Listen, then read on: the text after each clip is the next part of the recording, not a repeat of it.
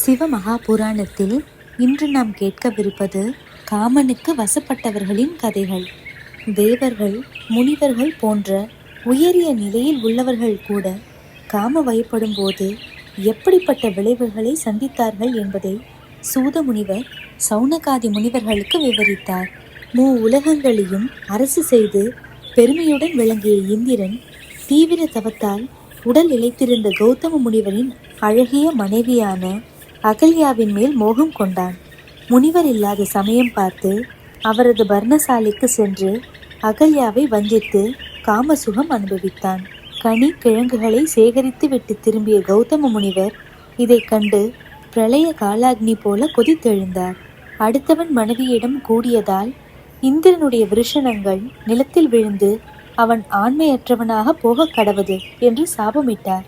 மேலும் அவன் பெண் உறுப்பை நாடி இந்த தீ செயலை செய்ததால் அவன் உடல் முழுவதும் 1000 பெண் உறுப்புகள் தோன்றவும் ராவணன் போன்ற அரக்கர்களால் 1,00,000 ஆண்டுகள் சிறைப்படவும் சாபமிட்டார். விஷ்ணுவின் அருளால் இந்த உறுப்புகள் பின்னர் கண்களாக மாறின. பிற புருஷனின் கையில் அகப்பட்டதால் அகல்யாவை கல்லாக மாற கடவாய் என சபித்தார். அவள் மன்னிப்பு கேட்க ராமாவதாரத்தின் போது விஷ்ணுவின் பாதஸ்பரிசம் பட்டு நீ சாப விமோச்சனம் பெறுவாய் என்று அருளினார். இவ்வளவு துன்பப்பட்டும் புத்தி வராத இந்திரன் பிற்காலத்தில் பரிஷித்து மன்னனின் மனைவியான வபூஷ்டமையை கண்டு மோகித்து யாக குதிரையின் உடலுக்குள் புகுந்து அவளுடன் கூடி யாகத்தையே பலனற்றதாக்கினான். அடுத்ததாக அக்னி தேவனின் காம அவஸ்தை. சப்த ரிஷிகளின் மனைவிகளின் மீது அக்னி தேவன் மோகம் கொண்டான். ஆனால் அவர்கள் இணங்காததால் விரக்தி அடைந்த காட்டில் தவித்தான். வசிஷ்டரின் மனைவி அருந்ததி நீங்களாக ஏனைய 6 ரிஷி பத்தினிகளின் வடிவத்தை ஏற்று வந்த கிருத்திகை பெண்களுடன் அக்னி தேவன் கூடி மகிழ்ந்தான். தன் சொந்த மனைவியான ஸ்வாகா தேவியுடன் அடைந்ததை விட இதில் அதிக இன்பம் கண்டான். பின்னர் மாஹிஷ்மதி நகரத்து அரசன் நீலனின் பேரழகு பொருந்திய மகளை கண்டு மோகம் கொண்டான். இதை அறிந்த மன்னன் நீலன் அக்னியை பிடித்து தன் ஊழியக்காரனாக கட்டி வைத்தான். நீண்ட காலத்திற்கு பிறகே அக்னி அங்கிருந்து தப்பினான். அடுத்ததாக வாயுதேவனும் குசமுனிவரின் புத்திரிகளின் மீது மோகம் கொண்டான். பிரம்மாவின் பௌத்திரனான குசமுனிவரின் 100 புத்திரிகளை கண்டு காமமுற்றான். அவர்களிடம் தன் காம வேட்கையை தணிக்குமாறு நேரடியாக கேட்டான். ஆனால் அந்த கன்னியரோ எங்கள் தந்தை யாரை எங்களுக்கு கணவனாக தேர்ந்தெடுக்கிறாரோ அவரே எங்களுக்கு தெய்வம், உன்னை மணக்க முடியாது என்று மறுத்து வாயுதேவனை ஏளனம் செய்தனர்.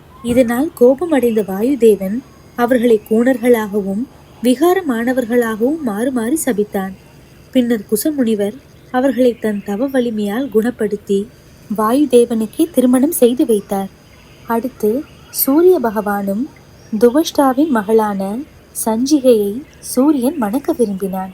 சூரியனின் உக்கிரமான வெப்பத்தை தாங்க முடியாத சஞ்சிகையின் வேண்டுகோளின்படி சாணையில் ஏற்றி சூரியனின் தேஜஸ் சற்று குறைக்கப்பட்டது. அதன் பிறகும் வெப்பம் தாங்காமல் சஞ்சிகை பெண் குதிரை வடிவமெடுத்து ஓடினாள். சூரியனும் ஆண் குதிரை வடிவமெடுத்து அவளை பின்தொடர்ந்து கூடினான்.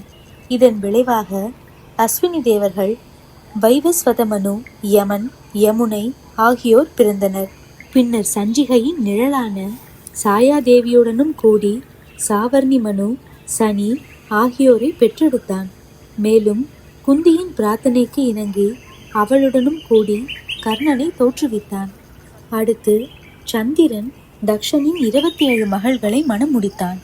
இதில் ரோஹிணியிடம் மட்டுமே அளவற்ற காமம் கொண்டு மற்றவர்களை புறக்கணித்தான்.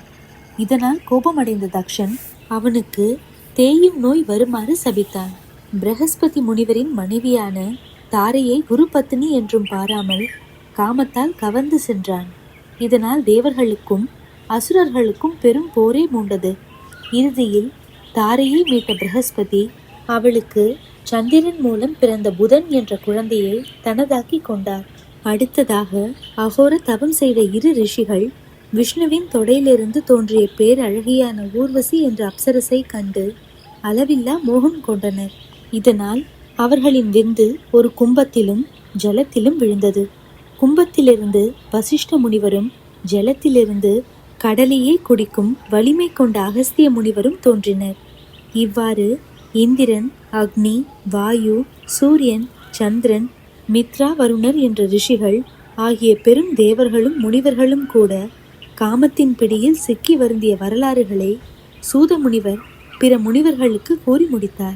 சிவபெருமானின் பெருமைகள் என்றென்றும் தொடரும். ஓம் நம சிவாய.